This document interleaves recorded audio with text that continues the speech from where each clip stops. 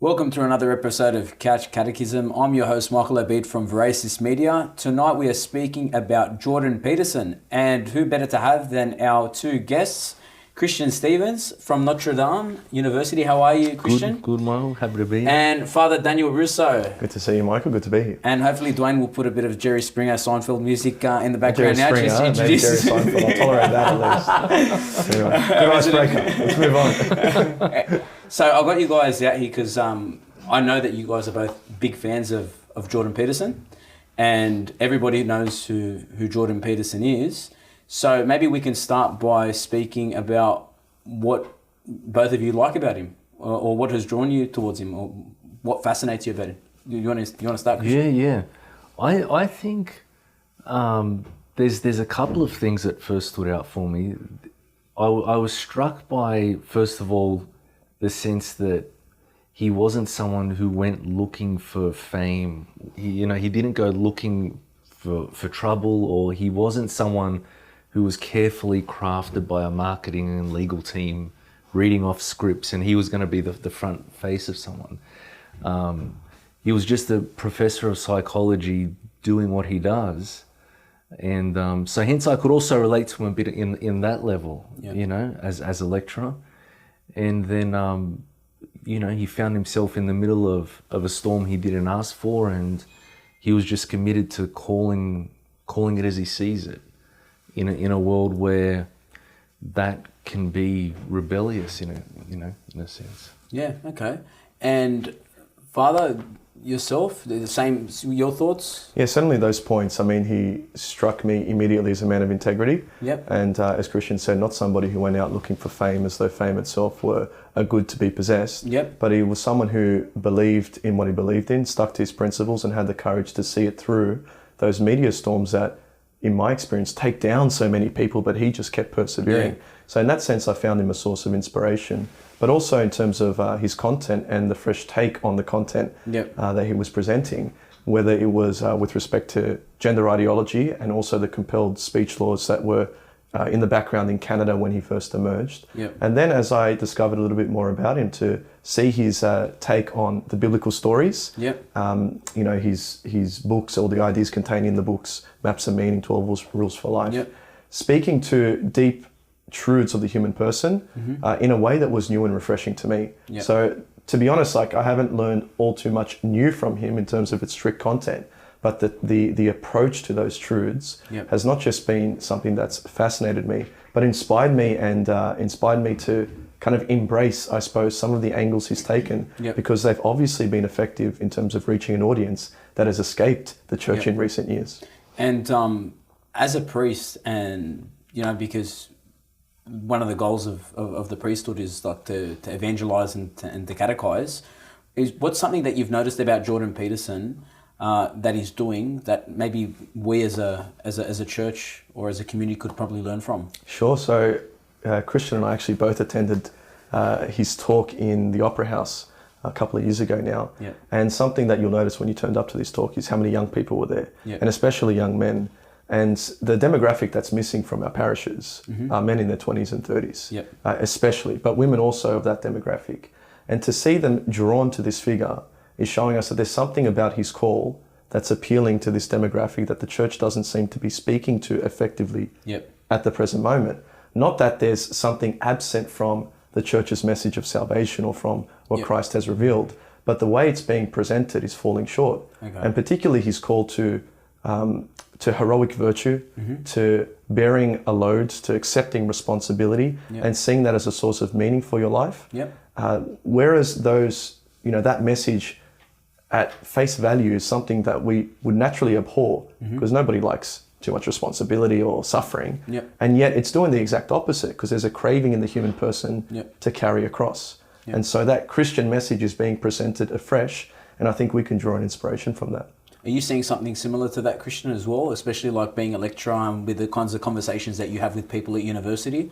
What are you kind of seeing that Jordan Peterson is doing? So I think the fact that he avoids slogans and he's not easily fitting into categories. So one of the things I'll find is that often when you present students with a text, if they know who the author is, or they know the author's religious or philosophical preference, they just put the label on it and say, this person's a so-and-so. Yep. Therefore, everything they're saying here just becomes a mouthpiece for that. You know?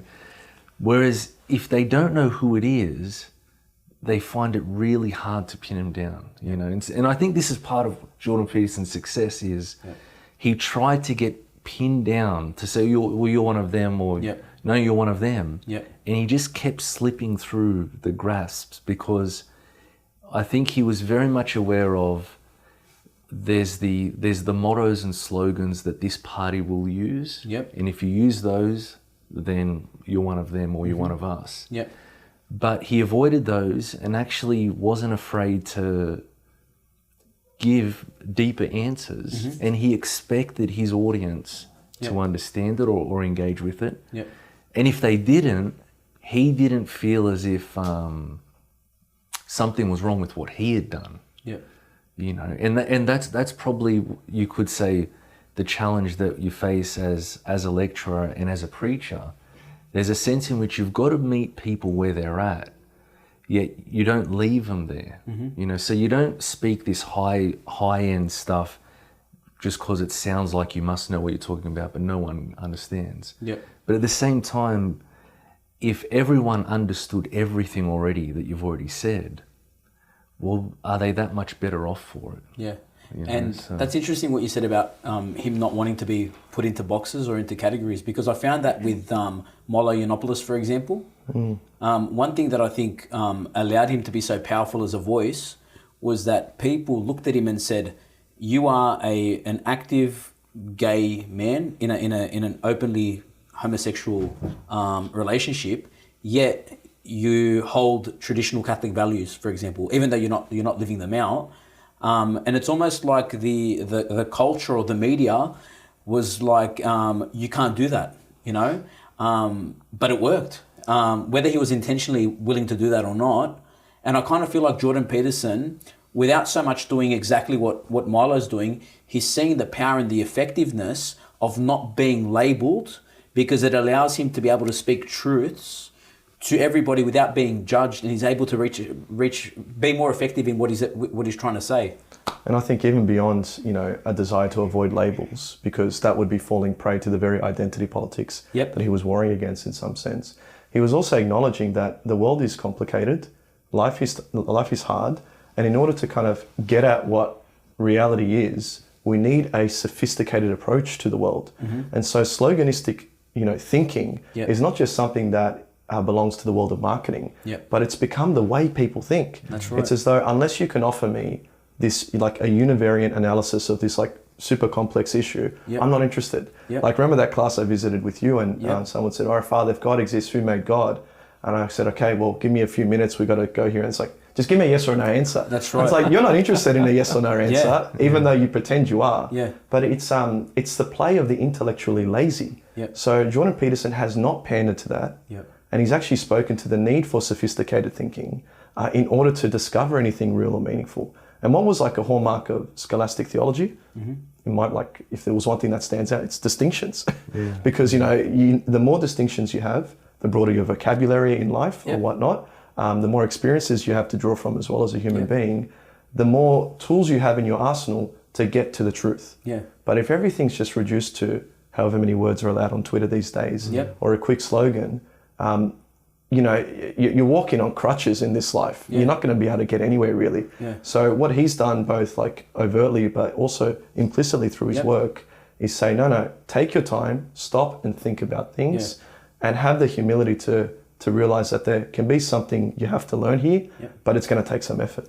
And I find that even when like journalists are trying to draw him down certain rabbit holes when they're asking him certain questions, he doesn't take for granted things that, like when we speak about certain conversations, he always does, and I think St. Thomas does this as well. It's very important to define your terms first before you have an argument or before you have a conversation about anything.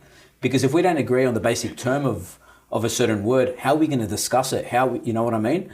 And I find that Jordan Peterson, he's able to not be drawn into those rabbit holes. He's able to say, okay, wait a second, like for example, even on the concept of suffering, what is suffering to you? What is suffering to me? Once we understand what that is, we can then speak about it. Is suffering a bad thing? Is it not? Is it a form of responsibility? He's got these really interesting, fresh looks when he's looking at things. And to some extent, this is made possible by the new long format interviews. Yes. You know, there's no way Channel 9 in the late 90s is going to give someone a 3-hour slot to sit down and have a chat. It's not going to happen. That's right. Right?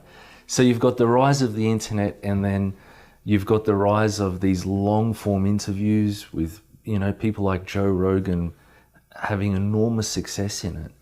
And so what it's allowed a chance for people to do is to see, okay, you need some time to warm up into these things. And you don't have to be convinced in the first 3 minutes. You don't have to say it all. You just let it unfold, and suddenly you see the cream rises to the top. Yeah. You know, and that just was not possible in heavily commercially driven mass media. So I think it's part of God's providence. Absolutely. You know, I think this is opening up a whole new avenue of possibilities that it's the first time we're seeing it. And the world of social media that people are now being exposed to, we spoke about this the other night, about how with an average podcast that Jordan Peterson puts out, he's getting about, with the one like with Bishop Barron, he's up to over 600,000 views. Yeah. And you made the analogy of like how many ANZ Stadium shows would that be? That's like right. if you were going to look at how many people he's actually reaching out to. Yeah, so if you think about it, the biggest, say, rock band to ever come to Australia has never pulled an audience of 600,000 people while they were here. Yeah. And so when you let that sink in, you're realizing that we're dealing with numbers and reaching people that's just totally unprecedented.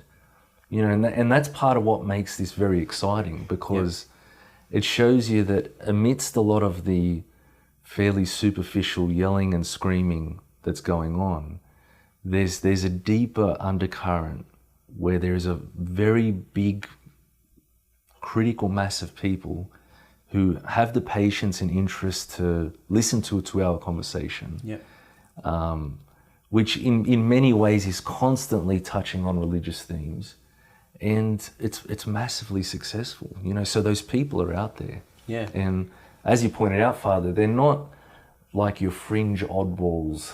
You know, when we were lining up at the Opera House, and you'd get a full view of the people lining up, and it was 6 people wide for 300 meters. Yeah.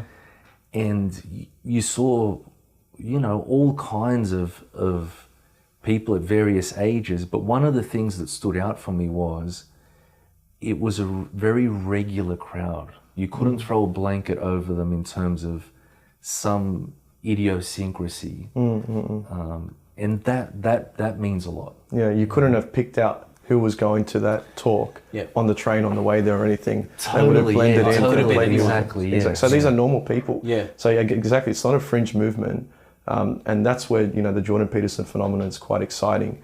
Is he's taken principles that I would argue, you know, have their origin in our Christian faith, or are something that comes naturally to the human person through the natural law. And in a time where people are so easily dismissive of faith, he's opening them up to faith or principles that are related to the faith. He's opening up the mainstream to that again, because, you know, Christianity, religion in the West, is being pushed into this kind of ideological ghetto. Like you're a ghetto people, you're not mainstream anymore, and they want to get us out of the institutions through various, you know, policy changes and stuff as well with the government. But this is kind of fighting against that, to almost reclaim the mainstream, or reclaim Christianity for the mainstream as well. Do you believe that Jordan Peterson is kind of like revitalizing or resuscitating some of the arguments or the church in herself, in her essence? Because there are some certain comments that Jordan Peterson has made. One of them being, for example, I think Catholicism is the most sane a person will ever get. Yeah, he said that a few times. Yeah, he said that a couple of times as well.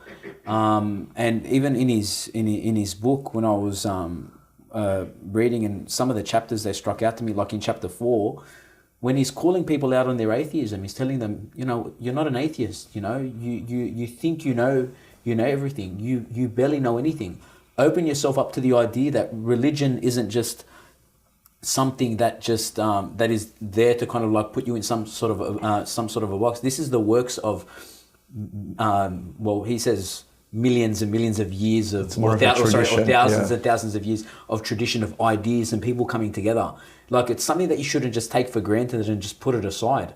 Look at this as like an intellectual work and a contribution that has taken a long time to kind of develop, and it's there for your good, you know? And there's something kind of hidden in the background of that kind of claim, and also that is implicit in these long format podcasts. Yeah. It's the recovery of the conversation.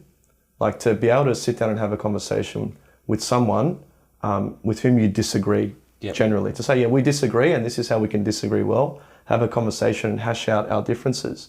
And one of the rules that I loved from his first book was, speak to a person as though they have something to teach you. As in, approach a dialogue with humility. Because what's happening, and I think is in some sense the result of the social media world, is people are being pushed, they're encouraged to move further and further into these ideological burrows, and to say, stay there and just kind of, to keep talking to each other because it contributes to the attention economy and it's easier to stay on and better for ads and all that. But what it means is you never get people from opposite sides of the aisle speaking to each other. And this is a movement that I think is happening globally, especially in politics and in the church, the polarization of the world into these camps. And what's the cause of polarization? Well, there's a million things, but something that certainly is going to contribute to polarization and make sure we never, meet in the middle again, is if we don't learn how to have a conversation properly again. Sit down and talk to someone with whom you disagree. So that's been something so exciting, is with a lot of these long podcasts, long format podcasts, you're getting people all over the political, theological, social spectrum coming and having a conversation and being allowed to speak and being treated respectfully.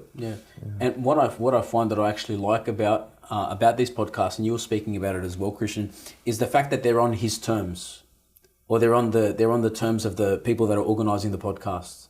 So, for example, if Jordan Peterson, with his subscription, for example, he'll call on somebody to speak to, like, for example, in the Bishop Barron interview, and he's asking the questions, he's having the dialogue, and you can see that he has an openness, because if he's going to be following his own rules, even he's speaking to, and I found this within the talk that he had with Bishop Barron, the way that I found that he was speaking to Bishop Barron was as though he was trying to learn from Bishop Barron when he was asking him some of those questions. Did you feel the same? And that he's openly said that's as well part of what makes him so successful, is there's a sense in which he's thinking out loud. I got that impression when we were at that talk he gave at the Opera House, and he was walking up and down the stage and he's looking down and he's scratching his beard, and you genuinely had the sense of, we're just standing back and watching this guy think these things through. We're flies on the wall in this great conversation. Taking place and in his then mind. and basically they've put a timer. We were sitting behind him so we could see it. They've got a timer there at the foot of the stage for him to see, and you could tell that in his mind he had kind of made a point of knowing when it gets to the 10-minute mark, he'll start to wrap it up and return maybe to his more structured comments. But there was a real sense that what was going to happen until that point, if you asked him, if you grabbed him before he went on a stage and said, "Hey, what are you going to be saying about halfway?" He probably wouldn't have been sure. Wow. But you know what I'm finding though as well, because being with the show that we're doing now, I find it interesting to see what types of videos get a lot of hits and what people tend to watch. And I found that the general trend used to be with a lot of videos that used to be on YouTube where, and people do this a lot and they get a lot of hits from it anyway, is they used to edit and make videos that took a lot of time, and there was a lot of work that was scripted and a lot of animation, for example, with certain videos to try to draw attention. But what people are finding now is, even with Zoom and just having two people's faces and talking, people are actually interested in that. And people are actually going to these shows and they don't mind sitting there for 2 hours looking at a person sitting there and just thinking. It's crazy. Do you know what I think is part of that phenomenon? Is the vulnerability that goes with going off script. Because these days people are motivated so much by fear, and once you put yourself out there onto the internet, like what you've said is now there for everybody to say. Yeah. You know, you can't deny it. It's recorded, and where it ends it's up, like a pseudo eternity. it is. There. Yeah, absolutely, absolutely. So to be able to go into that kind of place and go off script, what's that telling the audience?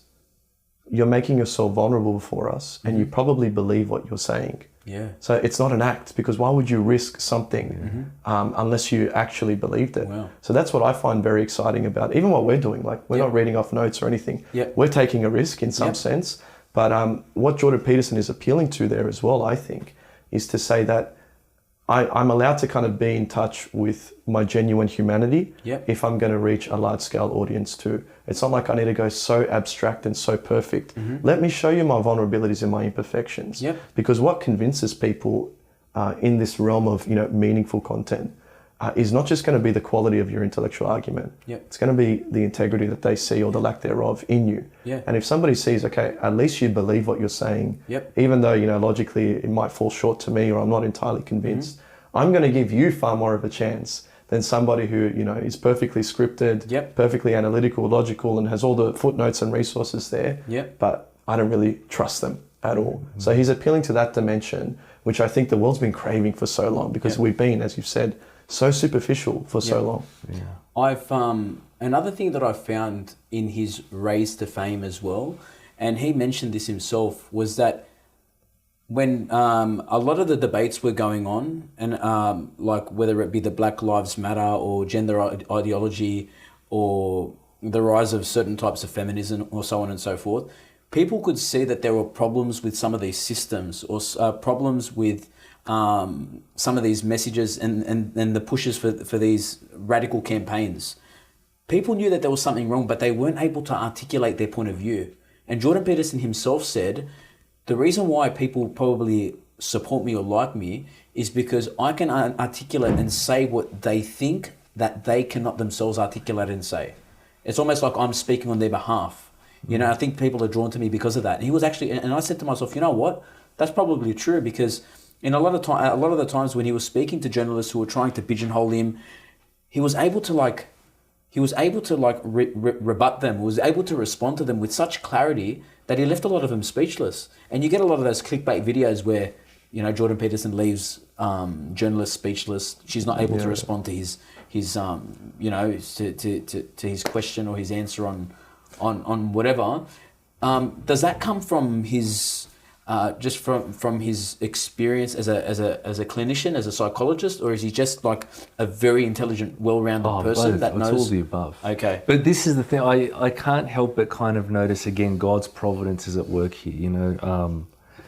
Father, you mentioned a crisis of trust, and so hence this guy comes out of nowhere in a kind of unscripted way, coming from outside of the visible church, yet not bad-mouthing religion. So straight away, he's kind of, there's less luggage there, But then he spent his whole background in sitting in one-on-one context, getting very deep with people. And so it's kind of like the scene is set that when he comes into these situations where, a situation not unlike we're in now, you're sitting here in a situation like this, you've got cameras and lights, and normally a journalist is in their element and the guest is out of their element. And so when he comes and sits down, he sits down one-on-one with people of all kinds of levels of intellect and emotional and sanity and pathologies that you're going to find it very hard to get one up on him in that context, Something you mentioned earlier, Michael, I want to come back to. You mentioned, is he reviving the church or the essence of Christianity or something like that? I think the answer is 100% no. And I think he would be relieved to realize that he's not the savior. That the church as the body of Christ, the one holy Catholic Apostolic Church that we profess our faith in, its head is Christ, and he is the plenitude of grace, you know what I mean? But what I think takes place is, and this is what we see throughout St. Paul's letters, it's not that they are kind of saving the church, but in their own unique way being an intermediary or a minister or a light to people where they're at, you know. Would you see him as a modern day John the Baptist in a way, pointing the way to Christ? No, I don't know. I don't think so. And look, I don't think he would want. This is the thing. I don't think he would see himself as that. Because I'm not looking at it in terms of whether he sees it that way or whether he doesn't, or whether he's going to be kind of like the spokesperson for all these atheists that are coming back to Christ, or that are looking at religion with fresh eyes. I'm just looking at whether that's actually happening, whether or not we can make those connections, or whether we want to label him as that kind of modern day John the Baptist. Is he kind of doing that regardless of whether he knows it or not? Yeah. Is grace working in and through his So firstly, to agree with Christian, even if grace is working in and through him, he's not revitalizing the church. The channel of grace. But as you know, to your point, that's not the claim you're trying to make. Yeah. Is in what sense might God, in His providence, be making use of Jordan Peterson and the movement as an agent of His will to bring people to Christ? Yeah. And that's something that is completely compatible with our faith. Many times in the history of the people of Israel, God made use of pagans to enact His will. And sometimes, to humble the people by destroying them, but sometimes as well to save them, and that scandalized the prophets sometimes, that God was almost preferring, the non-Jew to the Jew in that situation to act out His will. So I think we can certainly view Jordan Peterson from that perspective. In what sense might God in His providence be making use of him and what He's doing to bring people back to God? But as long as we're clarifying that it's God's work, and that the good that's in him is a good that's already found in its fullness in the church, but the human agents that are working in the church, we sinful disciples of His, might not be doing as well in that particular instance. Well, the reason why I asked that question and where it came from was because Jordan Peterson had a podcast with Bishop Barron, and one thing that Bishop Barron mentioned to Jordan Peterson in the discussion or the interview was that when he had a dialogue with his brother bishops at one of the conferences, he mentioned how effective Jordan Peterson was in kind of taking a fresh look at the scriptures and making it, and they were all inspired by that, and even he was inspired.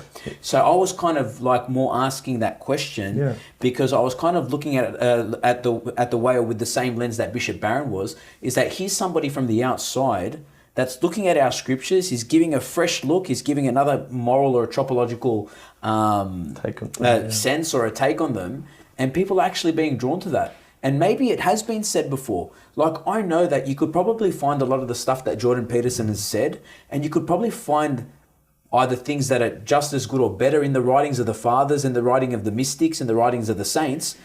But the only problem is that these people aren't going to those books and aren't going to those writers and picking them up to read them. Unfortunately, that's kind of our culture. And you see that a lot of the time as well. And Jordan Peterson even says it himself. He says that most of the millions of books that are sold have only a minute amount of authors.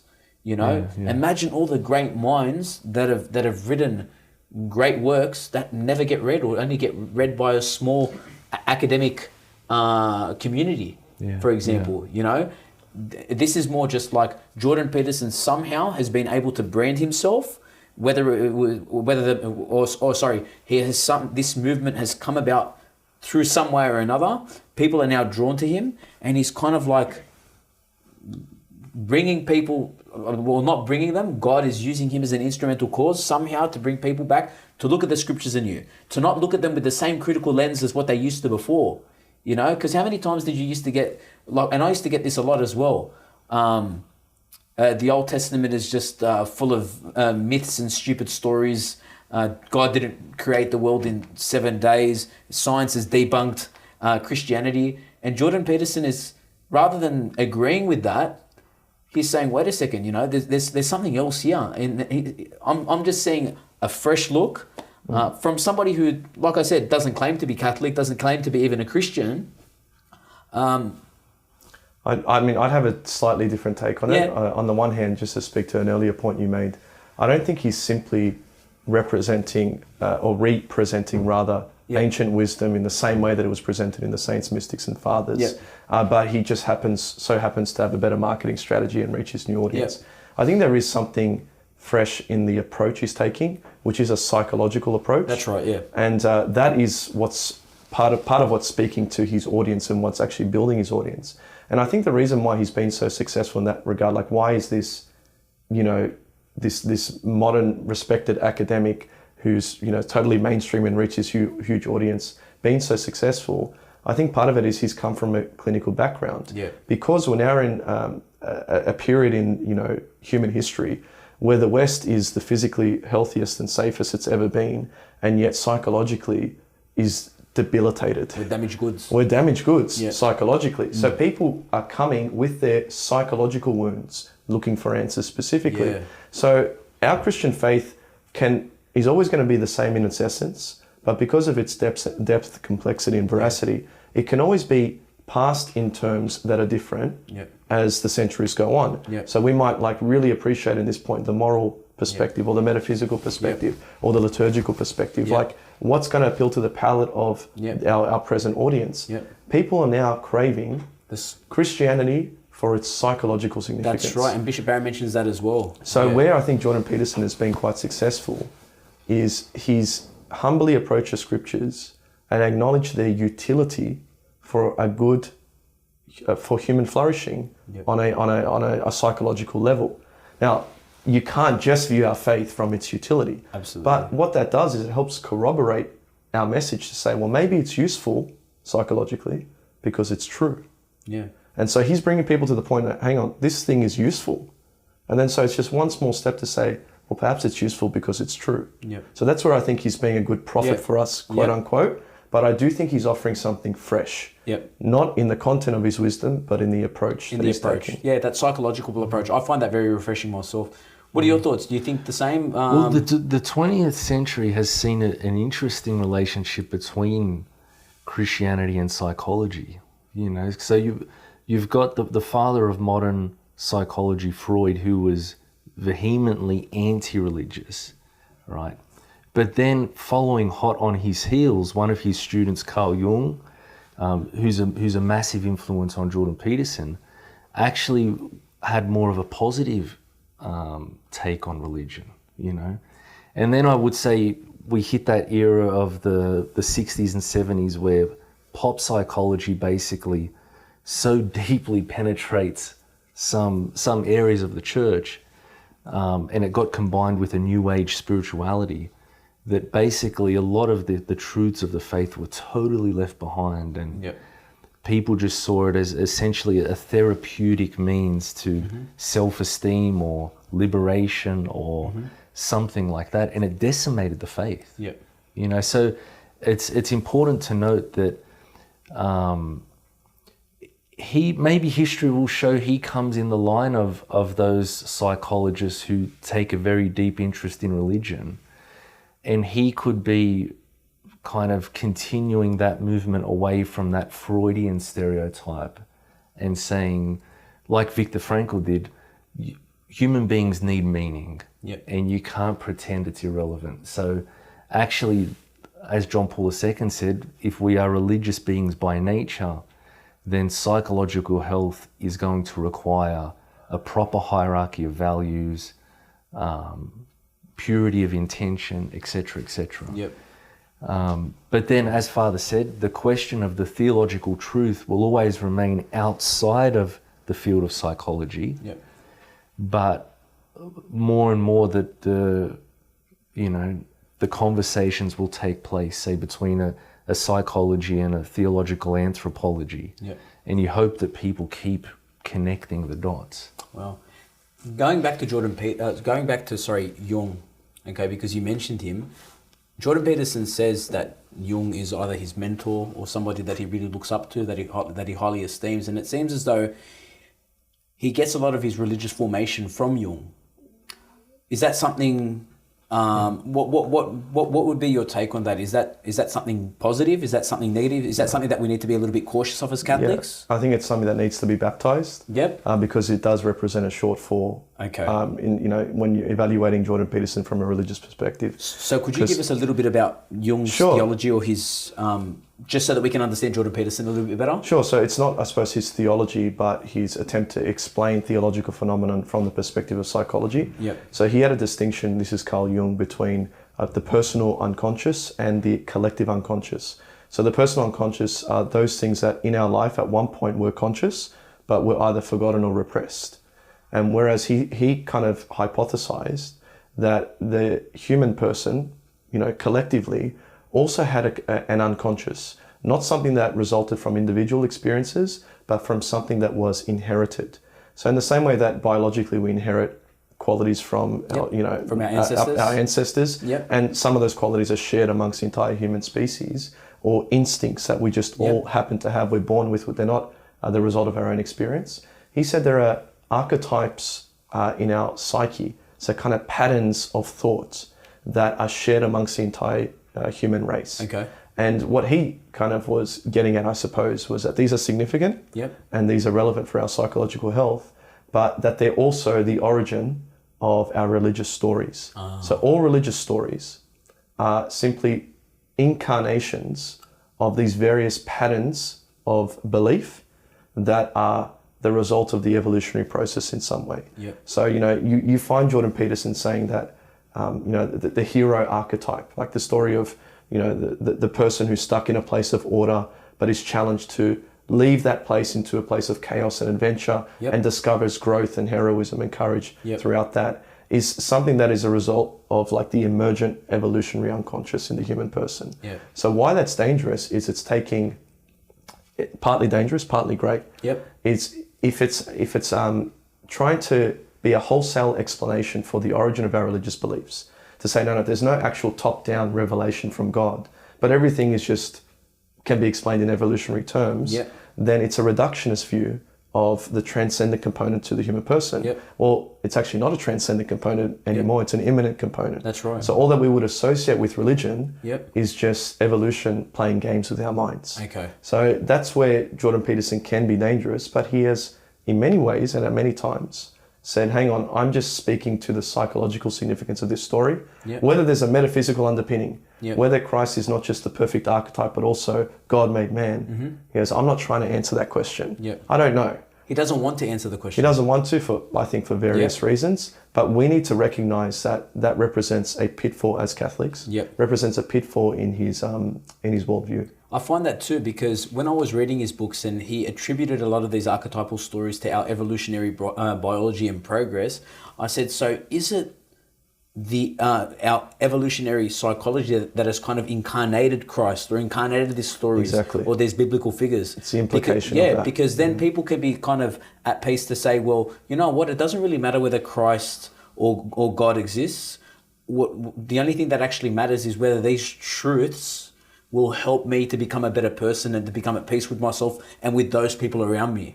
Exactly. And I think that like you said, that does fall short. Which and this is the thing, I don't know if he himself would approve of that.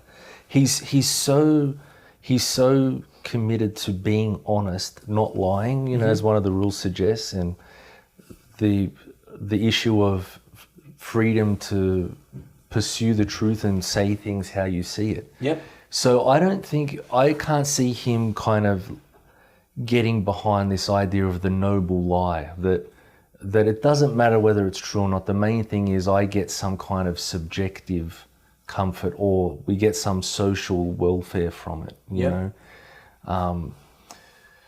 To my mind, this is where a topic like idolatry has to come in. This idea of false ultimates that parade themselves as the first principle, as the ultimate truth, as the ultimate end, but they're not, And so once again, that's going to be a point where, as a psychologist, he will say people need an ultimate value, right? But then, since he's not a metaphysician or a theologian, the danger is, as Father said, that ultimate value stays located in the mind of the person, and it's not actually correlating with anything outside of it. Okay. You know. Now, would you say though that because he kind of tends to have this kind of a formation that, and in my opinion as well, I kind of see that the theology or his approach kind of falls short in a little bit of a way. It's kind of inspired people or left them in a position where they're now yearning for Christianity, or they're yearning for something to take them from that state of the collective subconscious or the collective psyche or that collective realm to something a little bit more concrete. It's like, okay, you've kind of like led me to this place where you've developed these archetypal figures that can kind of actually help me in a way, but I kind of feel like I need something more. I need something a little bit more solid. I don't know if you're understanding where I'm coming from, Father. I do think that what Jordan Peterson's doing is bringing so many people to a threshold point. Yeah. Where it says, okay, well, what's next? If I've got a way to live, why is it that this way to live is good and useful to me? So I think ultimately his work is a question-begging work. Yeah. It's okay, this is useful, but why is it useful? So I do think a lot of people will be brought to that point, and I appreciate Christian's point that he's approaching this whole project with honesty, that I'm a psychologist, I'm not a theologian. I'm not pretending to answer these ultimate questions. However, considering his Jungian background and that reductionist context, I think it does carry that baggage, and a lot of people might, as you said, fall for that temptation to say everything can be simply explained in evolutionary terms, for example. But I think for the most part, he's, as one person jokingly, ascribed to him as, gave him the title of being like a gateway drug to Christianity. And I think that's quite reasonable, that for a lot of people, they'll take in his wisdom and they'll take in his work and they'll say, okay, well, what's underpinning all of this? So where I would think that, where would you need to, what would you need to like accept to take the step beyond Jordan Petersonism into Christianity? You'd need to accept the category of revelation, that these aren't pure evolutionary accidents, the archetypes, but it's the Holy Spirit planting seeds of truth, and that God has spoken and stepped across the threshold and entered into human history. And you need to embrace the category of love and grace. So love because responsibility makes sense from the perspective of love and willing the good of the other as well. And grace because as much as we might know what we need to do, what does St. Paul says? I do not understand myself, I do the very thing I don't want to do. So I can read Jordan Peterson's book and say, great, I've got a new philosophy for life, but I'm still going to experience concupiscence and the effects of original sin. And I'm going to need something to help me do what I now know to be true.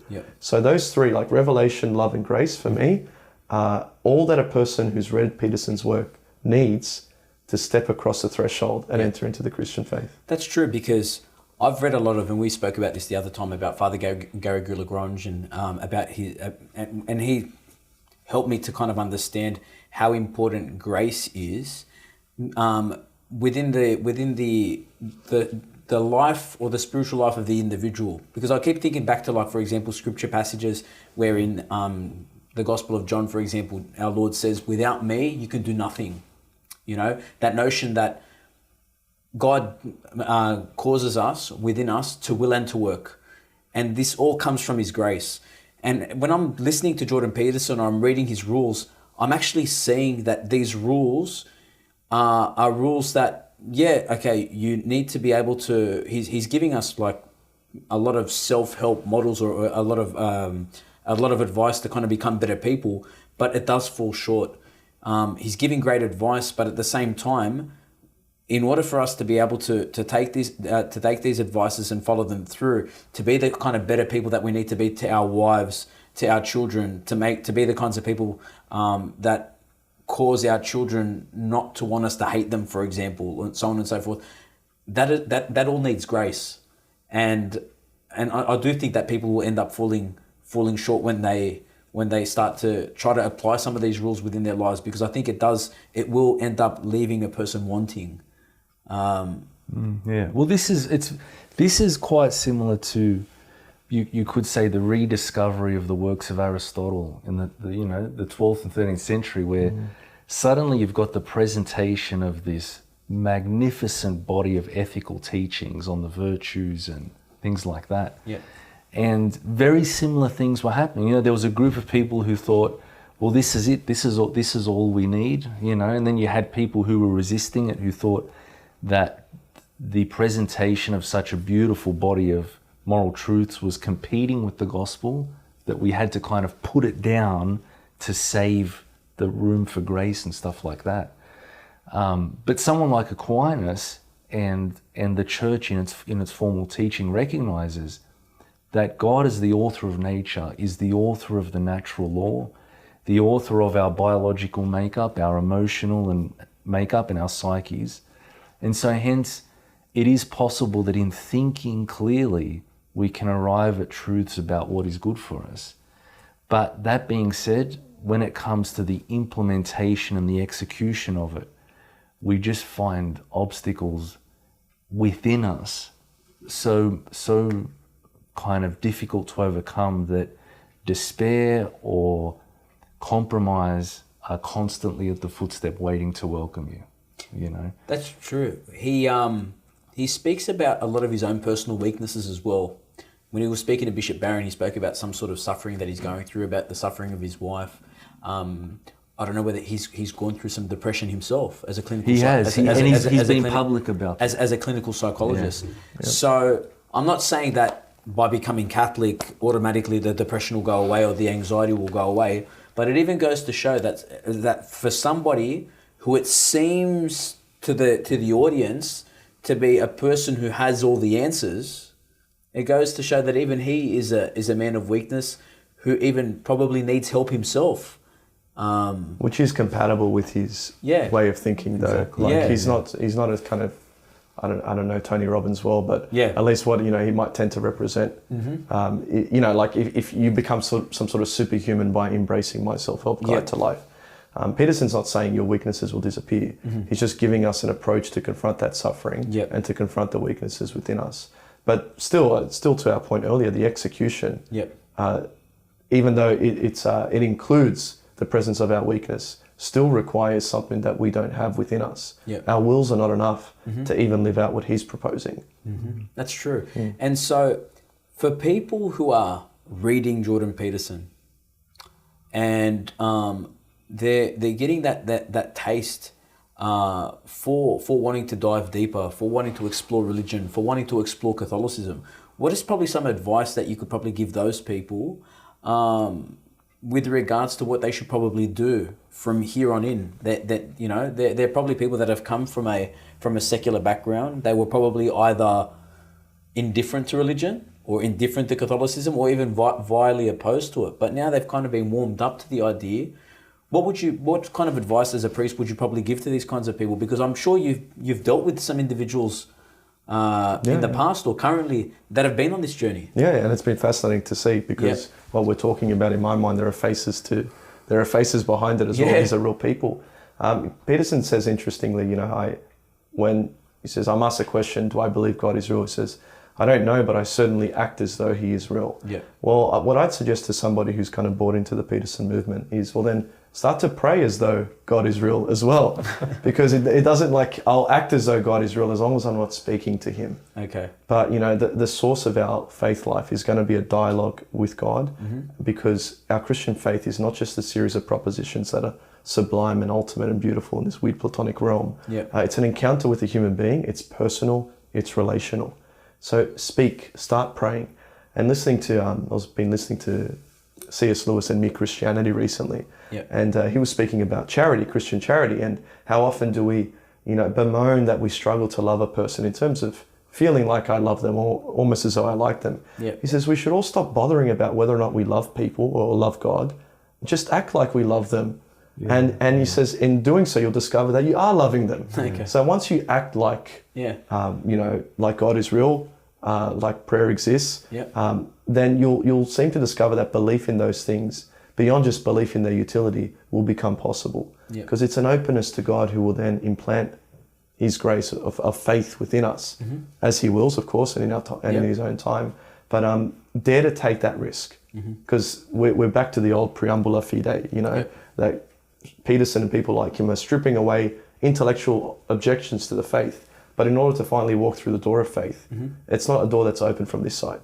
It's a door that's open from that side. But pray, knock, and ask, and the door will be opened. Yeah. What about you, Christian? What do you think? I was thinking about this. I think if you're at a capacity where you can be reading 12 Rules and Beyond Order and you're following his conversations in the podcast, then you need to be meeting that intellectual equivalent also in terms of church documents and theologians. There's no point listening to Jordan Peterson's podcast for 3.5 hours on, the best way to spend $1 billion to save the economy, but then you've only got year 5 level understanding of the gospel and stuff like that. Yeah. So the 2 documents that I think people should access, and I would love for Jordan Peterson to read these 2 documents. Yep. The 2 are Fides et Ratio, or Faith and Reason by John Paul II. Yep. And why that one? First of all, John Paul II takes a long run up and goes through those anthropological, mythological, philosophical aspects of the person before he introduces revelation. So I think what someone who's enjoying Jordan Peterson would find, and God willing what Jordan Peterson would find if he was to read it, is a pope of the Catholic Church, not just any pope, a saint, actually expressing that this is what we believe as Catholics and experiencing those crossovers.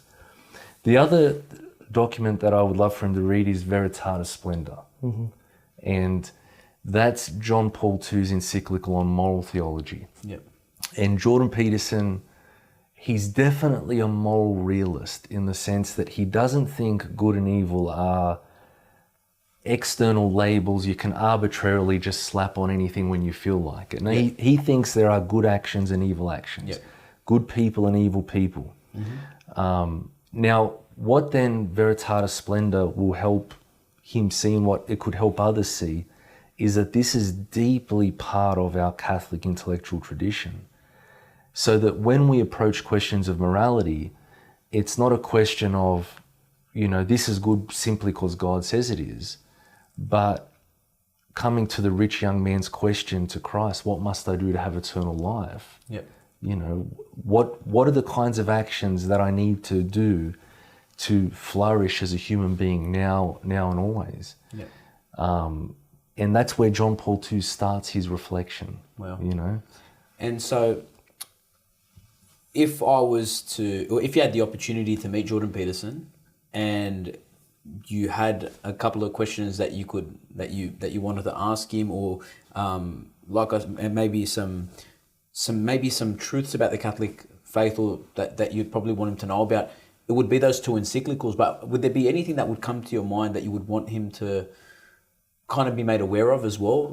And you probably touched on that already. I think those 2 encyclicals capture it. Okay. Because I see him, if I had to characterize his worldview, Jungian comes to mind, but he does push back against that. He's not afraid to critique Jung or see Jung as really exemplary for that time period. I would describe him as a Platonic existentialist. Now these are big words, right? But to link it back to what Father was talking about with the archetypes, the big trouble that he's facing that needs to round out his worldview, that I think he'll find in Fides et Ratio and Veritatis Splendor, is you've got to connect the good as some real thing outside of the mind that is the origin and ultimate end of all of our actions. And that needs to be more than a Platonic ideal floating around with no or little causal connection to our material universe, And he does this in his latest book, Beyond Order. There's a part where he almost explicitly becomes Platonic when he describes that realm of the archetype as more real than the material, because the material's caught in the flux and change of things, but the archetype's the same. I remember that. Right, so this is something St. Augustine faced. St. Augustine was a big fan of that philosophy. Yep. But he was like, where do you fit these ideals in? You know, how are they real?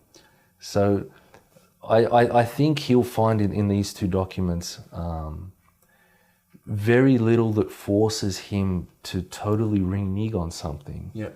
But hopefully a lot that confirms things he said, and is, to take a line from C.S. Lewis, that he'll be surprised by joy, that he'll discover in there something deeply satisfying for him personally, but more importantly, something that's true. Well, a glitch with him that I found that came out in his conversation with Bishop Barron was that he was adamant that there were actually wicked people. And Bishop Barron was kind of trying to tell him, no, every person is drawn towards some form of a good. And even the evil things that people do, even like if it's suicide, for example, it's because of the apparent good that they see in wanting to escape some sort of a suffering. And I found that Jordan Peterson, either he was being confronted with that idea for the first time, or he had trouble kind of allowing it to sink in. But he actually, because I remember he kind of stood his ground on a couple of points where he said, no, there are actually wicked people who are genuinely, intrinsically wicked. He wasn't able to distinguish. I thought they were talking past each other. Do you remember that part? Yeah. I think it showed that in his own intellectual formation, he's had very little of that Aristotelian Thomist formation. He is a preeminently modern thinker, even though he calls on the ancient stories. He does approach it with a modern lens. Father, what are your thoughts? Do you agree? Are there certain encyclicals or passages of scripture, even though he's probably read a few of them, that you would point him to? I would like him to read the works of Joseph Ratzinger as well. I think or Pope Benedict, where he's good in his reading of the scriptures, even the Jesus of Nazareth series, is that he shows the importance of the historical dimension of our Christian faith. So, for example, as Jesus is being born, and this I think came up a little bit in the interview with Bishop Barron. You know what's happening. You've got a Caesar, the first Caesar Augustus, who's claiming to be a god while still on earth. You've got a census of the whole world's being taken, where all people are being drawn into one. You've also got the Ara Pacis, the first period in the Roman Empire's history, where a truly universal peace and universal kingdom is being established. Now, is that just a happy coincidence, or is that providence? So where the world of the myth and archetype meets the world of history. So Jordan Peterson's over here in the world of the myth and archetype, and he's seeing its implications here in the world of history, but he's not seeing where they actually meet, where they marry. And he's acknowledged, he goes, but if you could find that place, and this is why Christ is, eminently archetypal, because he's incarnate, that is the most true kind of thing that can exist. So that's what I would say. It's like, it is true from a moral perspective, the world of the archetypes. And the world of history has its own truth because it's tangible. But where both come together, that is the most true thing that we can know. And that's also, for me, it's given me a new, fresh appreciation of the significance of the incarnation. It's almost as though, because of the way God has created us, not by absolute necessity, but by eminent, convenience, fittingness, God became man. To say that all that I have in the world of truth and the world of the archetypes, this non-physical spiritual world, I come and meet and marry you and live it out. So that's where I think he simply needs to go. So take the step to say, has that world met our world? Ratzinger's a good choice as well. His introduction to Christianity as well has a big emphasis on the historical, but also the logos, which is exactly what Jordan Peterson spends a lot of time. And I found that even with Joseph Ratzinger's book, In the Beginning, for example, that would have answered some of the questions that Jordan Peterson was asking Bishop Barron with regards to the origin of some of these biblical stories and how they kind of marry up with scientism, or or how they marry up under the scientific lens, And look, even Joseph Ratzinger was probably the shadow author of those documents you were talking about as well, as head of the CDF at the time. And so to end this, I was going to ask you, Father, if Jordan Peterson came to you and wanted you to baptize him, would there be anything that you'd want to clarify with him first, before, or is there anything about his current theology or his, other than the whole Jungian archetypes, that you'd kind of want to make sure he gets right first before he takes the Catholic faith seriously, if he was going to go down that path? Sure. Well, I'd say welcome first of all. Yeah. And, I congratulate him, shake his hand, and thank him for the ways that he's helped me in my life. Yeah. But I'd say, yep, has God spoken? Is grace real, and do we need it? Yep. And then what is God's nature love, and is that the preeminent category, or the metric through which we should view reality? Yep. And if he answers yes to those, I'll baptize him. And if he struggles, I'll probably baptize him anyway, because it might help me out. Just have a founding hope anyway. Yeah. Well, you know what? That was really a great discussion. I really thank both of you guys for coming on and for your insight. Guys, that was another episode of Couch Catechism. We spoke about Jordan Peterson. Make sure you click like and subscribe for more Veracious Media episodes. I'm Michael Obeid. Thanks for watching. So our blessed Lord said, "It is the truth that makes you free."